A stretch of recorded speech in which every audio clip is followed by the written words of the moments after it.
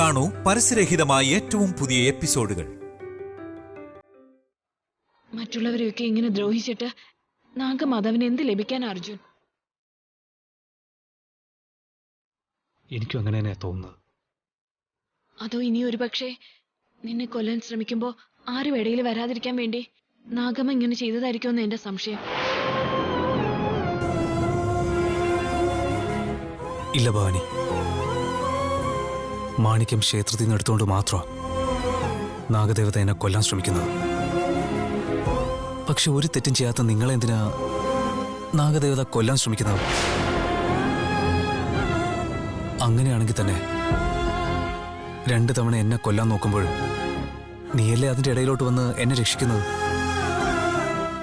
നീ ഇടയിൽ വന്ന് എന്നെ രക്ഷിക്കുന്നത് കൊണ്ട് നിന്നെ വേണമെങ്കിൽ നാഗദേവതയ്ക്ക് ഈസിയായിട്ട് കൊല്ലായിരുന്നല്ലോ. നിന്നെ അന്ന് നാഗദേവത ഒന്നും ചെയ്തില്ലല്ലോ. പിന്നെ ഇപ്പോ എന്റെ വീട്ടുകാരൻ നിന്റെ വീട്ടുകാരൻ കൊല്ലും തോന്നുന്നുണ്ടോ?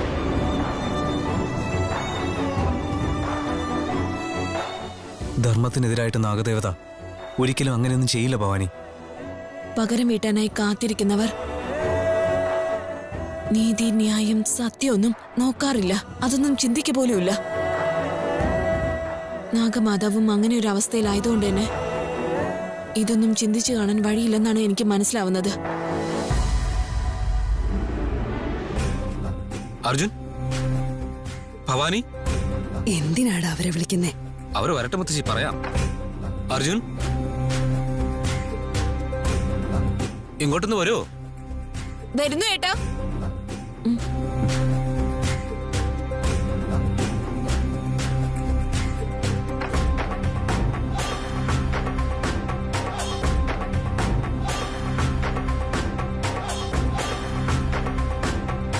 വരൂ വരൂ. എന്താ ഏട്ടാ? ഇരിക്ക്, ഞാൻ പറയാം. ഇരിക്കെ.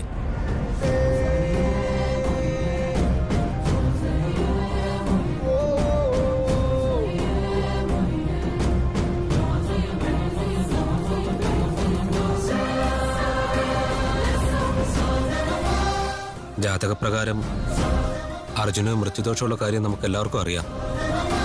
ഇത് നമ്മൾ നേരത്തെ അറിഞ്ഞ കാര്യവുമാണ്. ജാതകം നോക്കി സത്യം തന്നെ പറയണം. കല്യാണം എന്ന് പറയുന്നത് രണ്ടുപേരുടെയും ജീവിതം സംബന്ധിച്ച കാര്യമായതുകൊണ്ട് ഒരംശം പോലും കള്ളം പറയാൻ പാടില്ല. അതുകൊണ്ടാ പറയുന്നത്, ജാതകപ്രകാരം കല്യാണം കഴിഞ്ഞ് 3-ാം നാൾ നിങ്ങളുടെ മകൻ മരണപ്പെടുമേ.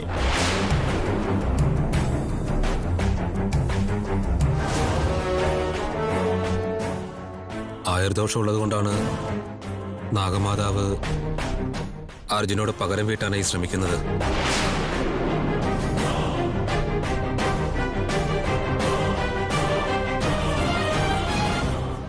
നമ്മുടെ നാഗപുരത്തിലെ ശിവക്ഷേത്രത്തെക്കുറിച്ചും ആ ക്ഷേത്രത്തിലെ രഹസ്യങ്ങളെക്കുറിച്ച് അറിയുന്നതിന് വേണ്ടിയും ഞാൻ കുറെ റിസർച്ച് ചെയ്തിട്ടുള്ളത്. എനിക്കറിയാവുന്ന കാര്യങ്ങളൊക്കെ വെച്ച് അർജുന്റെ ദോഷം മാറുന്നതിന് വേണ്ടിയിട്ട് ഒരു പരിഹാരമുണ്ട്.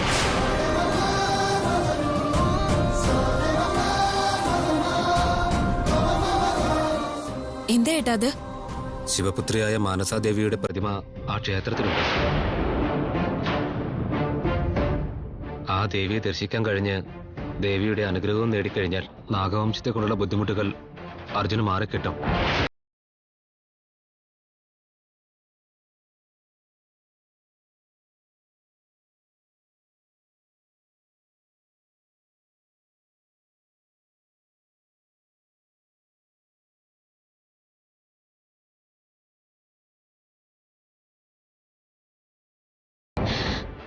അങ്ങനെയാണെങ്കിൽ ഞാൻ ഉടനെ പോയി ആ ക്ഷേത്രത്തിൽ ദർശനം നടത്താം.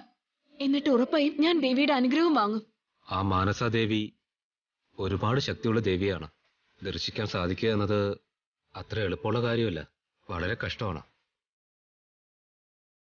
നീ പറഞ്ഞു വരുന്നത് എന്ത് ബുദ്ധിമുട്ടാണെന്നാടാ? ഓരോ അടിയിലും അവിടെ ആപത്തുണ്ട്. അത് കടന്ന് അവിടെ എത്തുക എന്നത് കുറച്ച് ബുദ്ധിമുട്ടുള്ള കാര്യമാണ് മുത്തശ്ശി.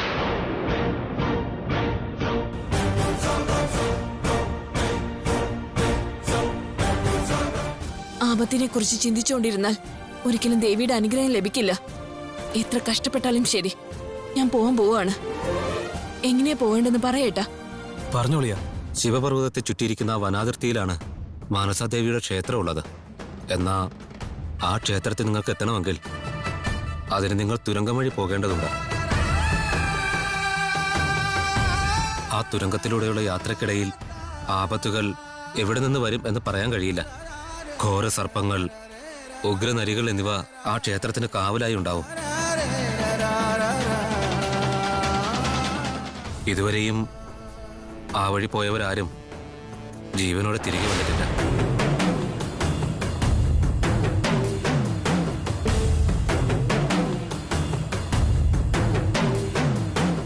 ഇതുപോലുള്ള ആപത്തുകൾ താണ്ടിച്ചെന്നാൽ മാത്രമേ ആ മാനസാദേവിയുടെ ക്ഷേത്രത്തിൽ എത്താൻ കഴിയൂ. ഇങ്ങനെ ജീവൻ പണയം വെച്ച് ഇത്രയും ആപത്തുകളൊക്കെ കടന്ന് ഇത്രയും ദൂരം ആർക്കവിടെ എത്തിപ്പെടാൻ കഴിയൂ ആദിത്യ? അതുപോലുള്ളൊരു സ്ഥലത്തേക്ക് വേഗം എത്തിപ്പെടാൻ കഴിയില്ല അല്ലേ? അതുമാത്രമല്ല, ജീവനും ആപത്താണെന്നല്ലേ പറയുന്നേ? നീ പറഞ്ഞത് വെച്ച് നോക്കുമ്പോ മാനസദേവിയെ ദർശിക്കുന്നത് അത്ര എളുപ്പമുള്ള കാര്യമല്ലെന്ന് തോന്നുന്നു. ആത്മധൈര്യം ഉണ്ടെങ്കിൽ നമുക്ക് എന്തും ചെയ്യാൻ സാധിക്കും മുത്തശ്ശി.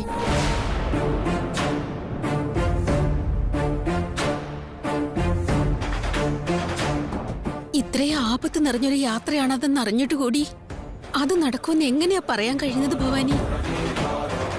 മരണത്തിൽ നിന്ന് രക്ഷപ്പെടണമെങ്കിൽ അതിനെ ഭയന്ന് ജീവിക്കാതെ എന്തിനേയും എതിർക്കാനുള്ള ധൈര്യം നമ്മൾ ആർജിച്ചാൽ മതിയാകും അപ്പച്ചി. ആയുധ ബലത്തെക്കാളും ശാരീരിക ബലത്തെക്കാളും നമുക്ക് വേണ്ടത് മനോബലമാണ്. ആ മനോബലത്തോടെ ഞങ്ങൾ പോയി ദേവിയെ ദർശിച്ചിട്ട് വരാം ഏട്ടാ. അർജുനും ഞാനും നാളെ തന്നെ അങ്ങോട്ടേക്ക് പോവാം.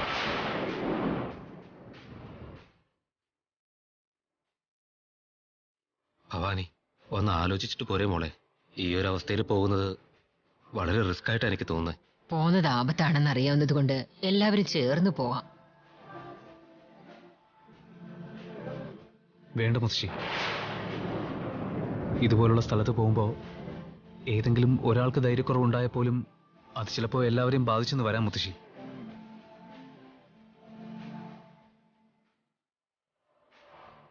ഞാനും ഭവാനി മാത്രം പോയിട്ട് വരാം.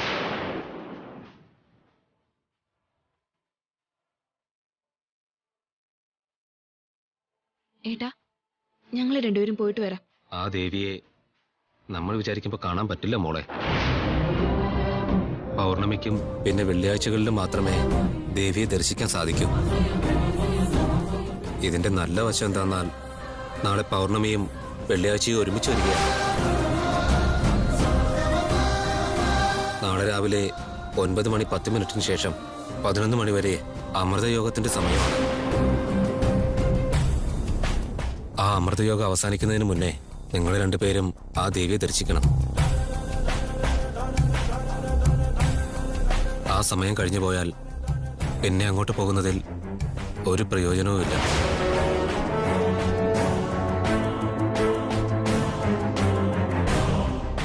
ഇല്ല ഏട്ടാ, നാളെ അമൃതയോഗം കഴിയുന്നതിന് മുന്നേ തന്നെ ഞങ്ങൾ പോയി ദേവിയെ ദർശിച്ചിട്ട് വരാം. നിങ്ങൾ പോയാലും എന്തെങ്കിലും ആപത്തുണ്ടാകും മോളെ. ഇപ്പൊ അവിടെ പോകേണ്ട ആവശ്യമുണ്ടോ? ഇവിടെ ഇരുന്നാലും ആപത്ത് തന്നെയല്ലേ അപ്പച്ചി? ആ ആപത്ത് അവിടെ വന്നാൽ ഞങ്ങൾ നോക്കിക്കോളാം. പ്ലീസ് അപ്പച്ചി. ആ ശരി മോളെ.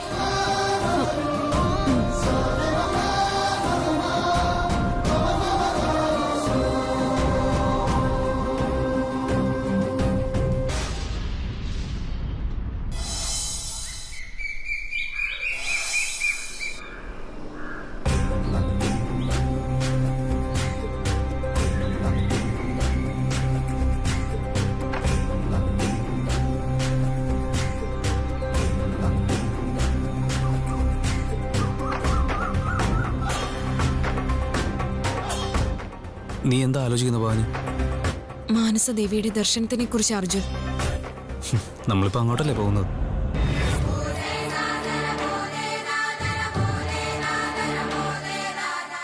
വിനിത ദേവിയുടെ അനുഗ്രഹം കിട്ടിയതുപോലെ മാനസദേവിയുടെ അനുഗ്രഹം കിട്ടിയിരുന്നെങ്കിൽ നല്ലതായിരുന്നു. അതിനുശേഷം നമ്മുടെ ജീവിതത്തിൽ ഒരു പ്രശ്നം ഉണ്ടാവില്ല.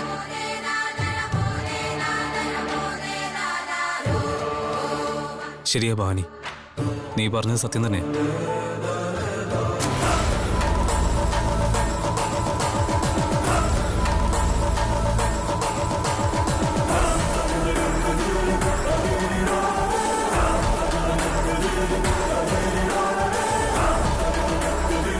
മാനസാദേവിയുടെ ദർശനത്തിനായാണോ നിങ്ങൾ പോയിക്കൊണ്ടിരിക്കുന്നത്?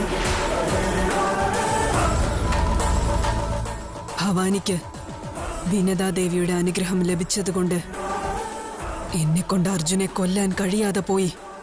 കനലിന് കാറ്റ് കൂട്ടെന്നതുപോലെ ഇപ്പോ മാനസാദേവിയുടെ അനുഗ്രഹം കൂടി ഇവർ നേടിയാൽ പിന്നെ അർജുനെ ഒരിക്കലും ഒന്നും എനിക്ക് ചെയ്യാൻ പറ്റാത്ത വിധമാകും. എന്ത് വില കൊടുത്തും അവരുടെ യാത്ര തടയുക തന്നെ വേണം. എന്തെങ്കിലും ചെയ്തേ പറ്റൂ.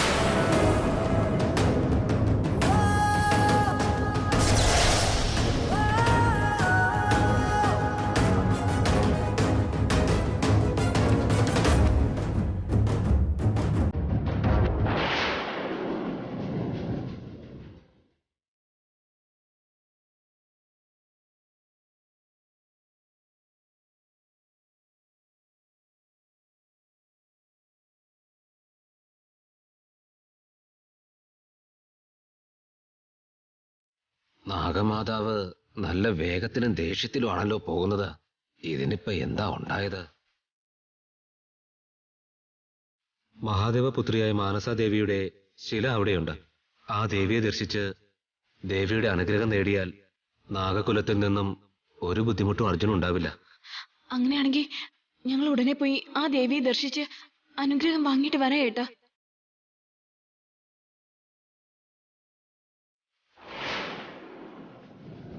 നിന്റെ ഭക്ത ക്ഷേത്രത്തിലെത്താതിരിക്കാൻ അവളെ തടയാനായി പോവുകയാണല്ലേ? മഹാദേവ, ഭക്തയും ദൈവവും തമ്മിലുണ്ടായിരുന്ന ഒരു ബന്ധത്തെ നീ ഒരു യുദ്ധമായി മാറ്റിക്കളഞ്ഞല്ലോ. ഇനി നീ അടുത്തത് എന്താ ചെയ്യാൻ പോകുന്നത്?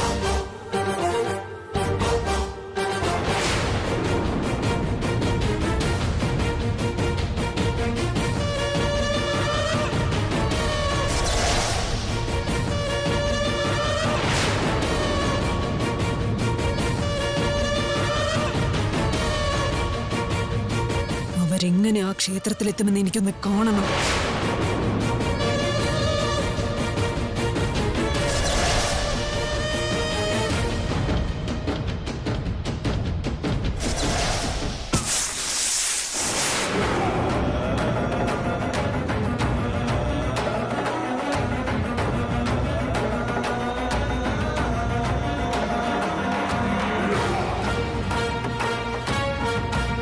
ഐ തിങ്ക് ടയർ പഞ്ചറായെന്നാ തോന്നുന്നത്.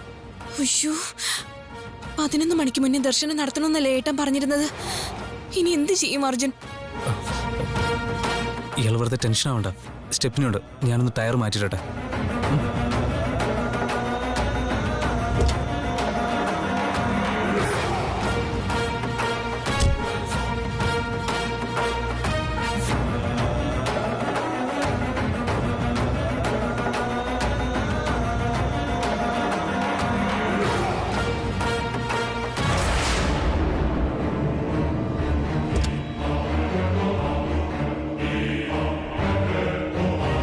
എന്തുപറ്റി അർജുൻ?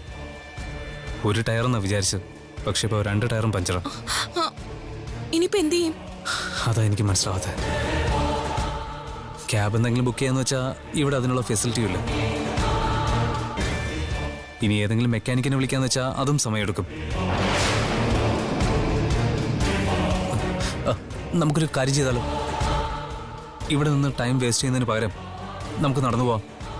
ഇടയ്ക്ക് വെച്ച് ആരെങ്കിലും കണ്ടാൽ ലിഫ്റ്റ് ചോദിക്കാം. അർജുൻ, ഒരാളിപ്പം വണ്ടി നിർത്തിയില്ലെങ്കിലും ആരെങ്കിലും നിർത്താതിരിക്കില്ലല്ലോ ഭവാനി. ആ ശരി അർജുൻ, വാ നമുക്ക് പോവാം. ഒരു മിനിറ്റ്.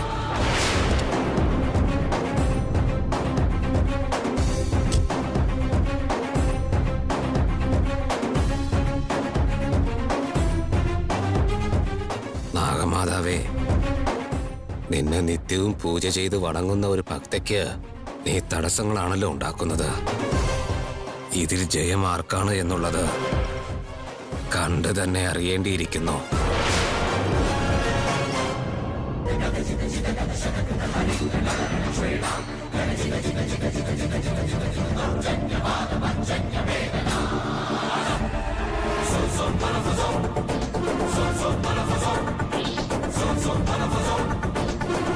അർജുൻ, വാ നമുക്ക് അവിടേക്ക് പോവാം. വാ.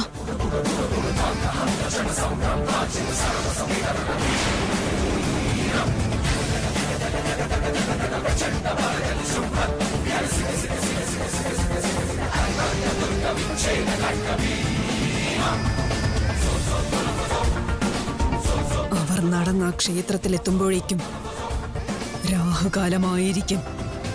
അതിനുശേഷം അവിടെ എത്തിയിട്ടും യാതൊരു കാര്യവുമില്ല.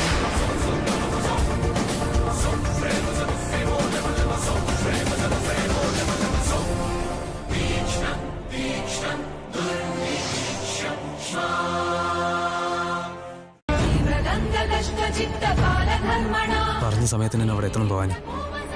തീർച്ചയായിട്ടും നമ്മൾ എത്തിച്ചേരും അർജുൻ. എനിക്ക് നല്ല വിശ്വാസമുണ്ട്. വാ.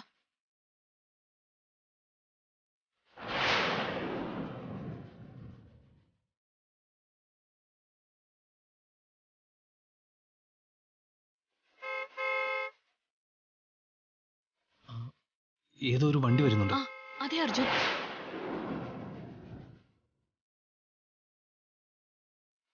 ഹലോ ചേട്ടാ, Stop. ചേട്ടാ നിർത്ത്. Stop. Hello, hey.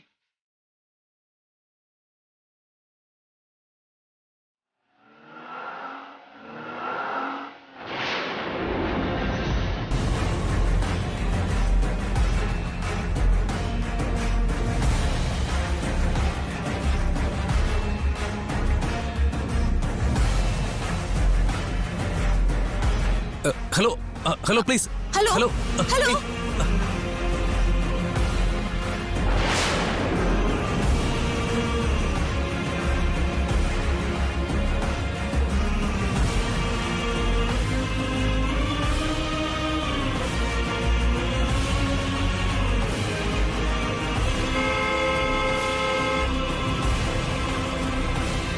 ഒരു കാർ വരുന്നുണ്ട്. Hello, hello sir please. Hello. Hello sir. Leave. Sir.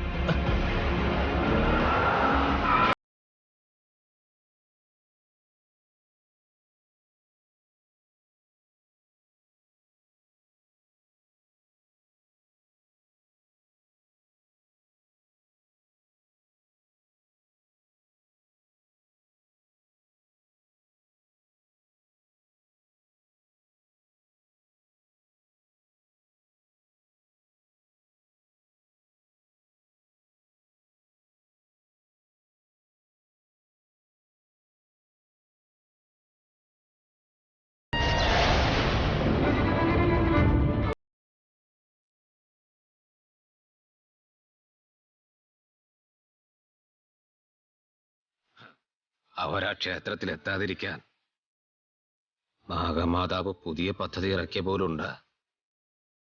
നാഗമാതാവിൽ നിന്ന് രക്ഷപ്പെട്ട അവർക്ക് ക്ഷേത്രത്തിനുള്ളിൽ കടക്കാൻ പറ്റുമോ ഇല്ലയോ എന്നറിയണം.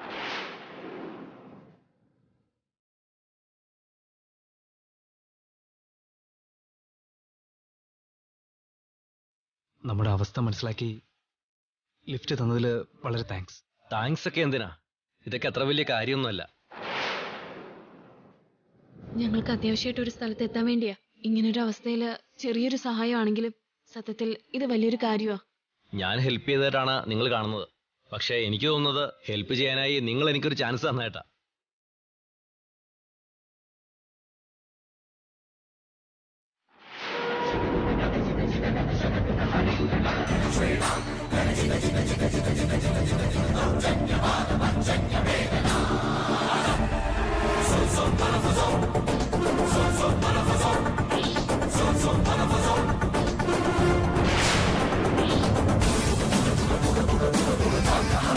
സംഭ്രമ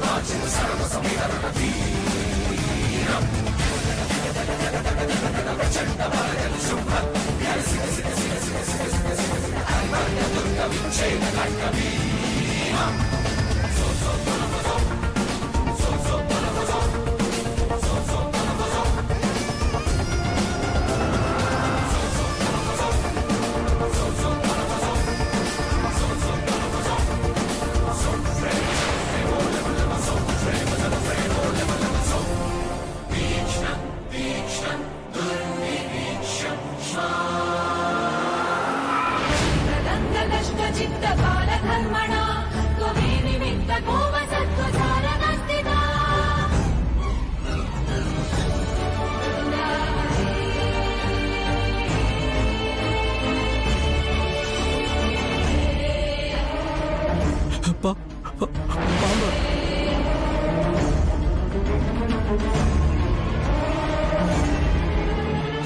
നാഗദേവത, ദേ പാമ്പ്, പാമ്പ്.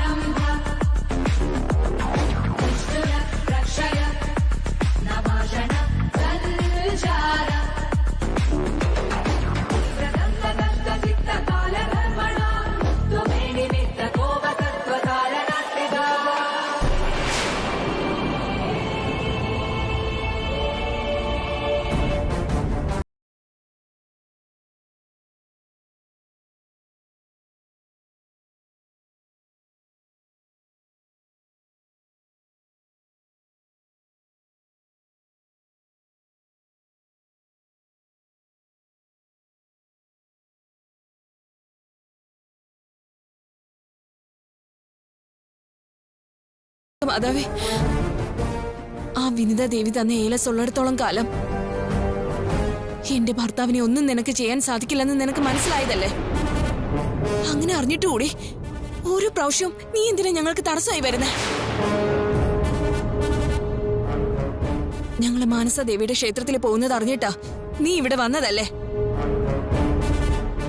നീ എത്ര ശ്രമിച്ചാലും ശരി, നിനക്ക് എന്റെ ഭർത്താവിനെ ഒന്നും ചെയ്യാൻ സാധിക്കില്ല. ഞങ്ങളുടെ ഈ ദേവീ ദർശനം നിനക്കൊരിക്കലും മുടക്കാൻ സാധിക്കില്ല.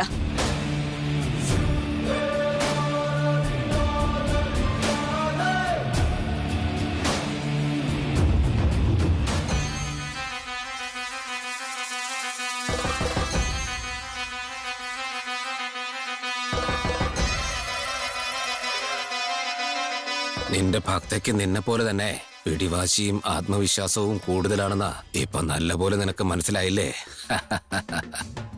ഓം നമഃ ശിവായ.